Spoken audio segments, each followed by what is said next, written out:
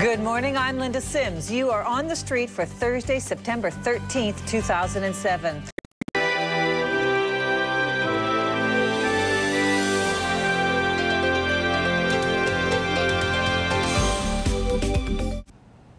Venture Month continues as we feature some of the TSX Venture Exchange's most interesting and powerful companies. Well, video games have certainly changed since Pac-Man entered the market, but with the high cost and sophistication of the gaming world, how can you keep plugging away without buying a new console or a computer? Our next guest technology is probably already saving gamers a few bucks. Here's to tell us how is Vikas Gupta. He is President and CEO of Trans Gaming Technologies. Good to see you this morning, Mr. Gupta. Good morning, Linda. Pleasure to be here. This, of course, is a huge industry, right? I understand gaming industry is as big as the movie industry. It's actually bigger. It's the fastest growing sector of the software space. And the gaming industry surpassed the Hollywood box office a few years ago. And the delta between the two industries continues to increase pretty significantly. So tell me what your technology does. So specifically, what we do is we specialize in portability technology for the games industry.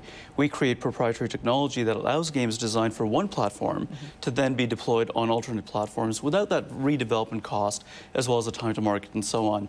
A lot of people don't realize, but game development today is a very, very expensive proposition to the tune of anywhere between $10 to $30 million.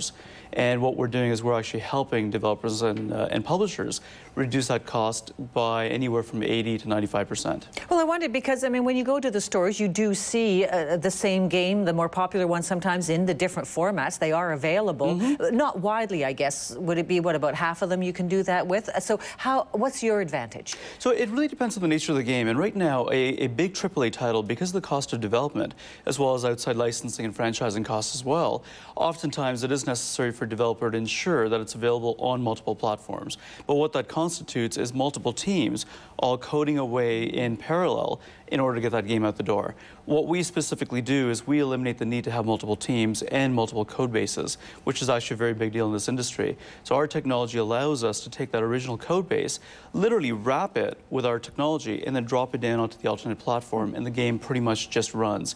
We're specializing a great deal today on the Intel Mac platforms, just given how dominant and pervasive they've been.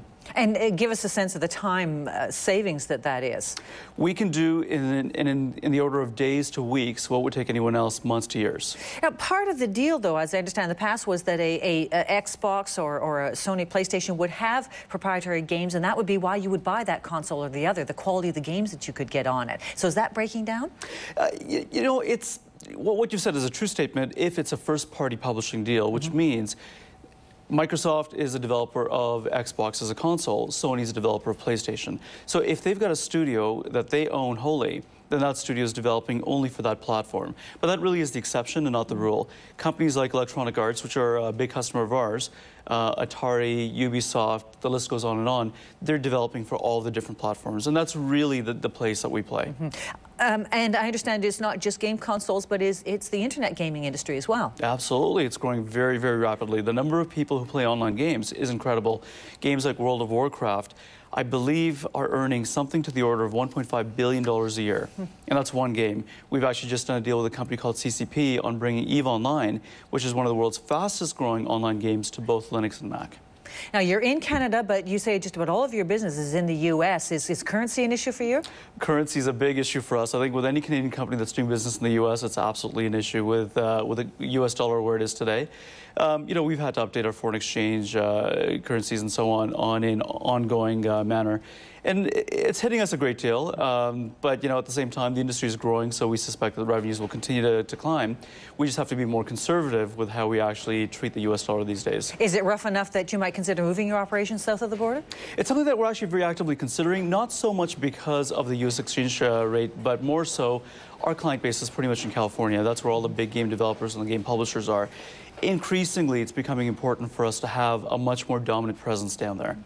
And now, of course, you are making money. When are you going to start generating a profit? Well, you know, we released a profit Q4 of our last fiscal year ending May 31st, $176,000 on a Q4 revenue number of approximately 900,000. So I think what that really illustrates to the market is that the trend or the trajectory that we've demonstrated is a trajectory that we're on right now. We are striving and working very, very hard to release profitability on an annualized basis for fiscal 2008. Okay, and what about your competition? Are there other people out there doing this?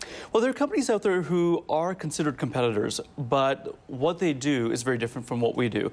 We've got some very, very deep and very broad technology that no one else actually in the industry has.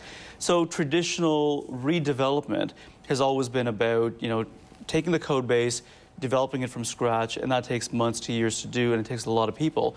No one else out there is actually doing or taking the approach that we're taking, which is a technology-based approach. Don't redevelop, but use the same code base and just bring it over by enabling it using a technology. You're on the Venture Exchange. Any plans to move to the TSX? Well, I think as we continue to grow, it's a natural part of our progression. It's not something that we're necessarily thinking about in the foreground, but I believe that if you run a company based on fundamentals and the company continues to grow, delivers profitability as the asset base continues to increase, that's a natural evolution that'll just happen by itself. And what else is in your future? Are you looking, for example, towards Asia? We are. We play in Linux as well as in Mac quite a bit. We're also looking into next generation console technology. Linux is growing very rapidly in the Asian markets. China, as an example, is adopting Linux at the rate of 100 million units per year. And there are also very avid gamers out there. The problem, however, is that a lot of companies are starting to make investments in India and China, but they're not getting the returns as quickly as they had expected. Obviously, we're an emerging company, so we are being cautious and we're researching appropriately. Okay, well, we'll be watching. Good to talk to you this morning. Thank you so much. Likewise, thank you very much. Our guest has been Vikas Gupta. He is a president and CEO of Transgaming Technologies, and that is today's Power Breakfast.